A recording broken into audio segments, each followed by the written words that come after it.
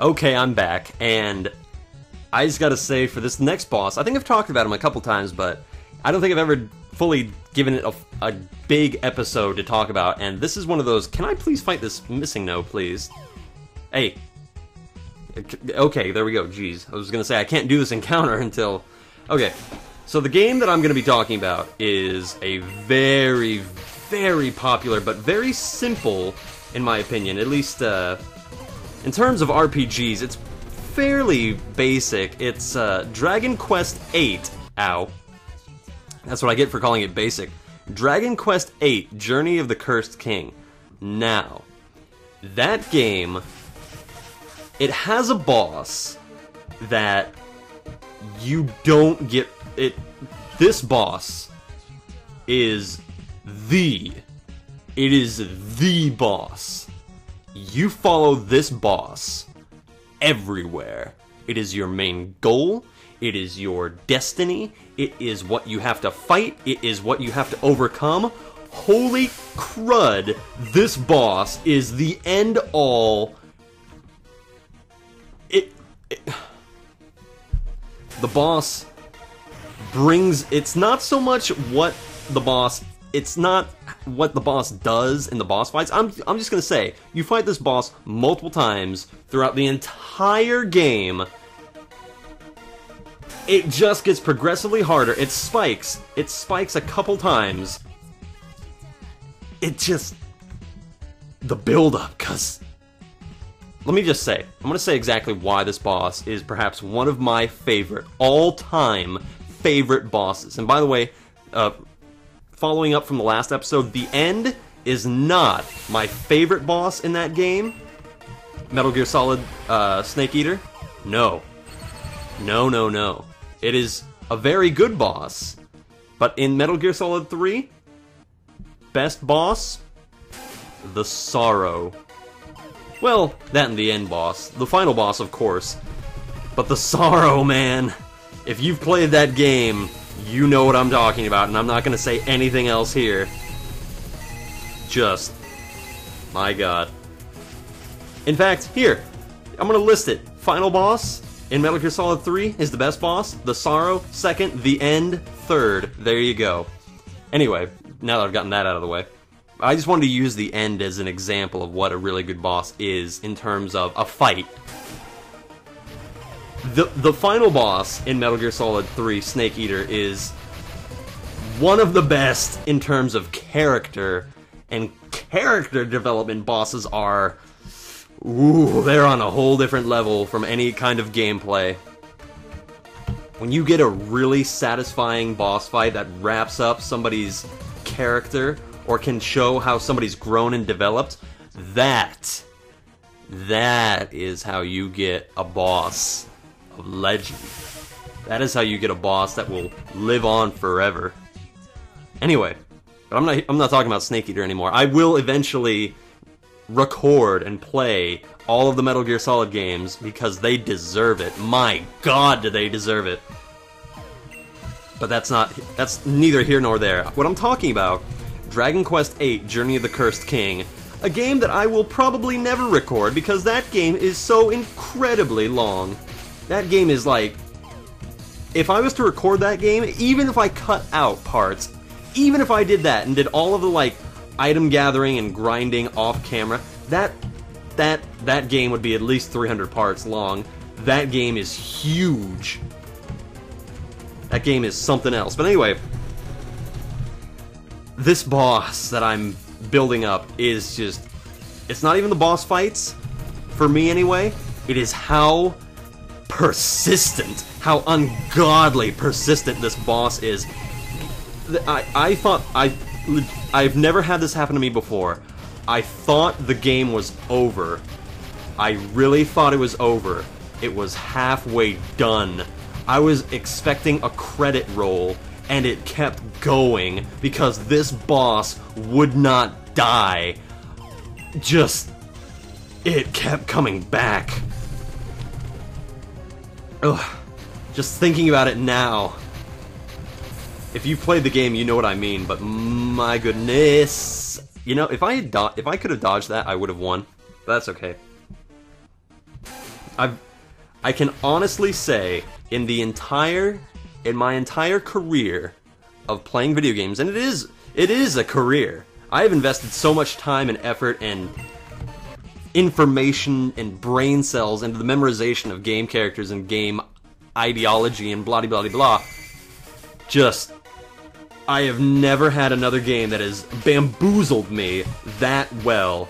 I'll put my hands up right in the air and say that game is the only game that has ever tricked me into thinking that it was over, because the fight with that boss was just, oh, it can't get any bigger, and it kept getting bigger. It just kept going, which is not a bad thing, but it was an exhausting experience, way more than Boshy. Ugh. So that's a very good example of a game that does a boss fight. It does one boss fight for the entire game, and it doesn't get old. So kudos to Dragon Quest VIII for making a singularly unique experience with that. Cause, well, I can't say that it's unique because I haven't played every video game out there ever, but it certainly feels like it. Ugh.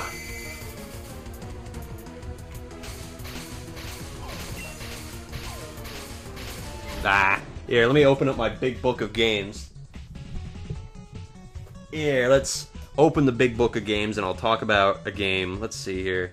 Let me find a game that I actually have played. I'm gonna specifically be looking through this to find a game that I've played, and I'll talk about a boss rather than going over to my personal collection. Because my personal collection is not every game I've ever played. I have gotten rid of a couple games here and there. And yonder, let's see, gotta make this quick, I don't want to be looking through this book forever. Where's a really good one? Come on. Oh, Madden 10. What? You're putting Madden 10 in this? In the 1001 video games I have to play before I die? Madden 10? Really? Okay. Come on. Wii Fit? That's a game. I'm pretty sure, technically, it is considered a game. Wii Sports! Well, yeah. I'll give it. Come on. Chibi Robo, that's actually a game I've never played before, but it seems really, really good. Minish Cap. Doom 3, need to play that at some point. Come on. Let me find a game that I actually have played here. Man, I really need to get going here. Majora's Mask? I've never played Majora's Mask. How terrible is that? I've never played a Jak and Daxter game. Never played Power Stone. Never played the original The Sims. Never played the Thief games. Never played Super Monkey Ball. They're putting Super Monkey Ball in this? Really? Okay. If you say so. Yes, that's a game. This is a game I can talk about. Pikmin. Not the original Pikmin, because I've never played the original Pikmin. I'm sorry, I just wasted like 2 minutes there looking through this book. But Pikmin 2, that was a unique experience. The final boss in Pikmin 2, well, every boss in Pikmin 2 really is...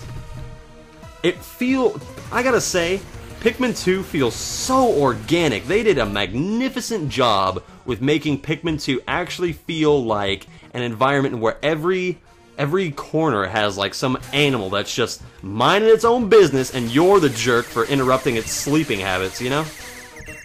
So Pikmin 2, excellent game. I think I picked it up for like 20 bucks, 15 bucks. I spent so much time in that game. And you come to care for the Pikmin that you have under your tutelage. I used to hate getting to like a dungeon where an animal would keep killing my Pikmin, and I wanted to keep reloading my saves, but it would take me hours and hours to try to get through a particularly hard level without having any of my Pikmin die.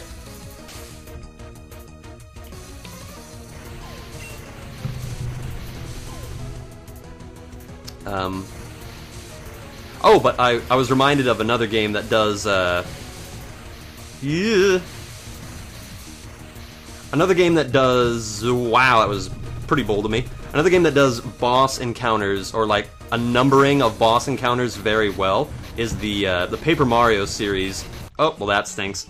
The Paper Mario series does, at least the first two. I've only played the first two. I tried playing Super Paper Mario for the Wii, and oh, come on. You weren't gonna let me get away with that Rock Smash, were you? Anyway, I have not finished Super Paper Mario for the Wii. Oh, hey, 47 deaths. That's pretty neat. That's pretty nifty. But Super Paper Mario, all the Paper Mario games do a pretty darn good job of build-up. Sounds funny to say, but the Paper Mario series definitely has a hit list. I should, you know what? After playing this, I really ought to play the Hitman games. I keep saying hit list, and it's a subconscious thing. I'd probably love the Hitman games. You know what games I'm not really... You know what games I'm not too into anymore that I used to be into? And that's moral choice system games. Like Fallout 3.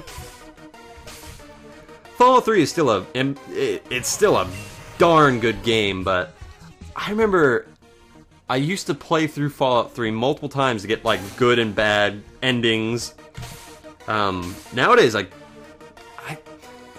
I really don't like how, and people have, maybe this is just because I've been watching a lot of reviewers moan about this, but having a quote-unquote moral choice system where it really just amounts out to a good, neutral, or evil, I mean, really, it would be very difficult to make a game as big as Fallout 3 that has a very broad, like, karma spectrum. But even games that aren't as broad as Fallout 3 do this moral compass thing, you know?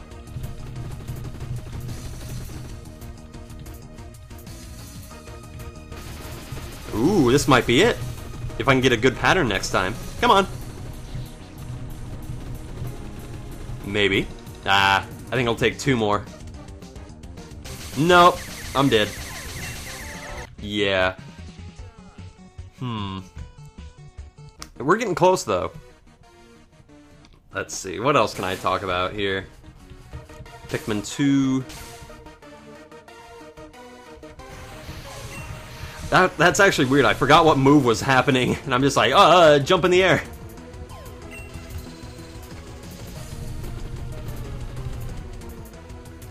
But now let's talk about how Boshy does its bosses. Boshy does its bosses in a very interesting way, in my opinion. You don't know what's going to be coming. The world doesn't give you a theme. Well, the Cheetah Men kind of does near the end. World 3, you do get to see the Mario pipes, so you do get a hint of what's happening. But once we get into these areas where you start teleporting, or, well, I'm mainly thinking of the Ganon example, where you have, like, no... Even Ryu, you get a little bit of a hint, but Ganon, you don't get any hint. Oh, that, really? On the last one? Yeesh.